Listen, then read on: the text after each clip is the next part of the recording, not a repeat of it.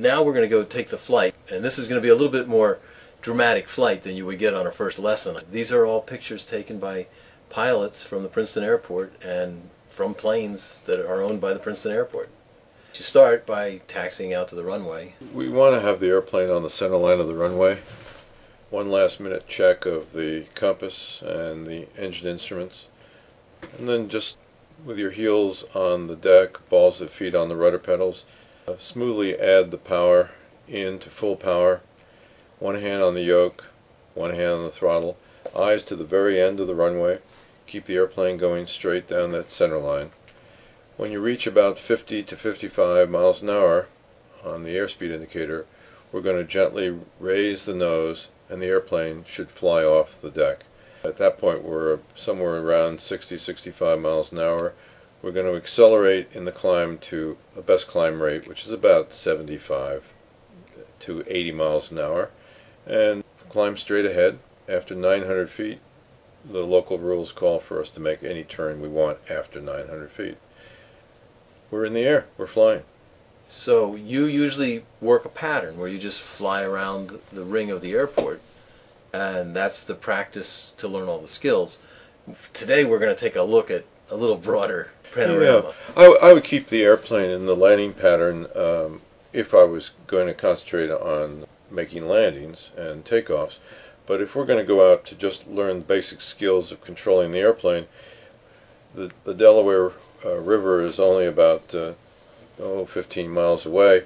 It's at the western end of our practice area, but on a beautiful day such as this, there's no reason why we can't have the student go up to about 3,000 feet, so he's got a good view and a good solid horizon.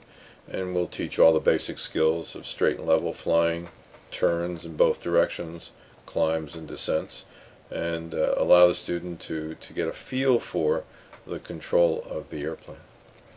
So then if you can also head down towards the beach and take a look at things down there. Yeah, well, if the practice area is generally west of the airport, but there are times when the weather conditions would be such that it would be better to fly to the east of the airport, and you don't go very far and there's the Atlantic Ocean. Sandy Hook is off to the northeast, and we can certainly fly throughout the region around the airport. We only have an hour, so usually it's about, the range is about 20 minutes from the airport or a half hour from the airport, so we can get back. So this would probably be a little bit south of where you'd be. Yeah, headed. Seaside Heights and Long Beach Island and such. Definitely Cape May's out of the certainly the reward for every student. Cape May is a very popular cross-country destination. We send students to Cape May, Wildwood Airport frequently.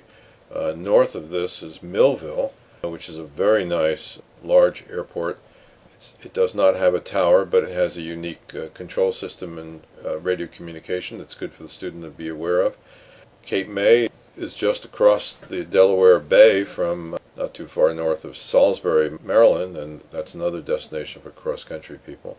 Atlantic City is a frequent nighttime destination when we're teaching students to fly at night.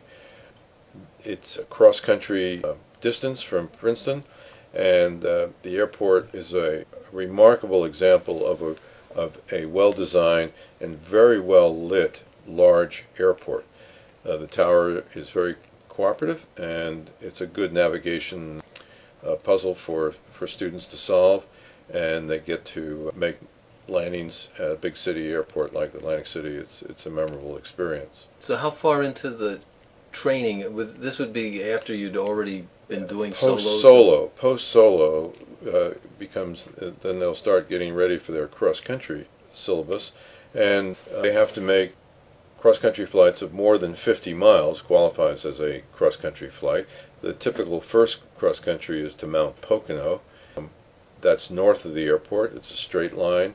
It's a reasonably easy navigation problem because you've got the Delaware River they're going to cross, and then they can see the Delaware Water Gap. It's fairly easy for a first-time solo cross-country. After that, Reading, Lancaster, mostly west. Mostly west, and south to Millville or to Wildwood. We do have students who will go north as well, to Albany, New York, or to Binghamton, or Scranton. What about flying around the cities? Is that Well, a little later on when you have more skills? Or? Well, a student pilot cannot fly in the Philadelphia or New York terminal control area, what we call the Class Bravo, without instruction and without a sign-off. They have to be qualified and deemed capable of flying in a very high traffic radar control area. This picture is probably over the Delaware River, just a couple miles from the Philadelphia airport. Yeah, this is a wonderful view of Philadelphia that can be seen from a 172, flying at about 4,000 or 5,000 feet here, transiting the Class Bravo controlled by Philadelphia's approach control on the way to some destination. We do take students into northeast Philadelphia, but they would not normally get this great view of downtown Philadelphia. Yeah, I guess that's the Schuylkill up there in the left in the back. That is the Schuylkill. Depending on what direction we would be coming from, you could get this view on your way to Pottstown or out to Lancaster or Reading if you had taken off from, say, Robbinsville in New Jersey and just wanted to loop down over the city. Right. You just call Philadelphia Approach Control and they would allow you transit through the Class Bravo depending on their traffic. It would give you a radar transponder squawk, so they had you under positive radar control, and you'd be talking to air traffic control along with all of the airliners as well. But this would be after a few lessons and students capable of talking on the radio and those, is comfortable speaking to air traffic control. And the first time they would be able to do this, they would have a pilot instructor. Yes, the first time would certainly be with an instructor.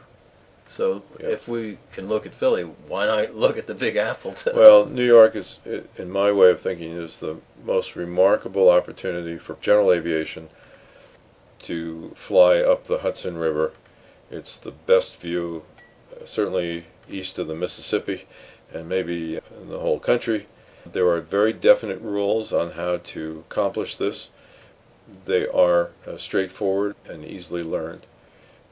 In this case, the airplane is probably above 1,000 feet going down the Hudson River. In this case, we're headed south with lower Manhattan off of our left wing. The airplane stays to the right of the river but does not fly over the shore. And above 1,300 feet, actually, they would then be in what we call the Class Bravo, or positive radar control, and they would be talking to either Newark Tower, as is in this case, or they'd be talking to LaGuardia when they get to the northern portion of the Hudson past Manhattan. So they're really only a few miles from Newark Airport in this photograph. Oh yes, oh yeah. You can see Newark very easily out the other window. And a few minutes earlier, as you were coming south over the George Washington Bridge, you could see LaGuardia off to the east. This view of Manhattan looking north over the Verrazano Bridge, or in this case probably closer to Governor's Island, is a unique one and can only be seen from a small airplane flying according to the rules, special flight rules, area of New York City. Now here again we're on the Jersey side and higher up now, I guess. Yeah, traveling in this area you would, under the control of New York Approach Control, probably coming from Teterboro towards the Hudson River to head south, going back to Princeton or point south. Quite a picture, huh? Well, on a clear day, it is really a remarkable sight. It's and your students all get a crack at this eventually. Eventually. During the syllabus, there's not much opportunity to take them up here unless there's you make special arrangements to set the time aside to do this. This is a great motivator for new students to see the real potential of the airplane and to get them to see a part of the aviation operation they wouldn't normally see. George Washington Bridge is a great landmark as you head north or south. Going over those towers 1,300 feet or so is very interesting. There are many ways of going up the river, as I was describing, using Class Bravo or under positive control, or you could just go up under visual flight rules below 1,300 feet, but if you did that, then it's a one-way. You go up to the north and you do the entire transit, and you could return back, but there's no sightseeing. But on the way, this is the Intrepid. There's a submarine, and it looks like there's a destroyer there now. This is like at 45th Street or something like that. Yeah, a little below 45th, I think. The Intrepid is aircraft carrier of the Vietnam era. That's a big boat. From an airplane, it looks like a small boat, but you can see all these little cars over here, and you get some idea. Well, it's been very well preserved for an old guy like me to see some old airplanes that I flew on the deck, essentially in a museum, is a bit unsettling. It's a wonderful place to visit, and from this view, quite unusual. And if you're there when one of those cruise lines, Holland America or Carnival or whoever is docked along those wharfs, pulls out, you get the added show of seeing these great ocean liners going up and down the Hudson River. This is Madison Square Garden, of course, about 34th Street. You can see Madison Square Garden and the New Jersey Transit tracks going out of the tunnel and into Grand Central Station as you go northbound on the Hudson River. Now they're really flying over the river and looking in. Well, this is actually flying right over the island of Manhattan, and the railroad tracks are up in the upper left-hand corner. So you're looking west. Oh, I see. West in the north, in the upper left-hand corner, and east in the lower right-hand corner. Students will not be doing this. No, this is because the Hudson Transit really requires you to be over the water.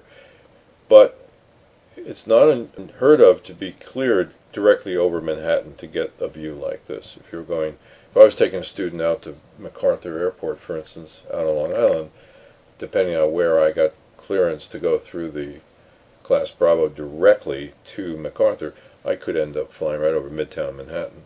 So maybe that's what happened here. Yeah, it's quite possible.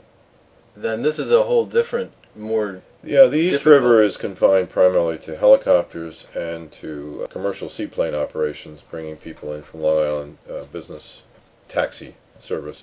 There are so many bridges, so many cables, and such congestion in the East River that it's just not open to fixed-wing general aviation airplanes generally. Prior permission only, and most of us just avoid the East River. And then we come home. Yeah, this is a beautiful example of one of thousands of public access airports around the country, a very well-maintained, more than adequate length runway with all the facilities and fuel, pilot shop, maintenance and avionics repair is all located here at Princeton, close to the university and all the other attractions of this area. So basically the lessons and the series of lessons that you go through is to build the habits and build the flying skills so that you can have access to this type of airspace. Yeah, to fly an airplane takes time to master all of the parts of the maneuver. Well, there was your first lesson in a 172 here at Princeton Airport. We'd love to teach you how to fly an airplane too. Come on down to Princeton Airport. Love to see you in an airplane real soon.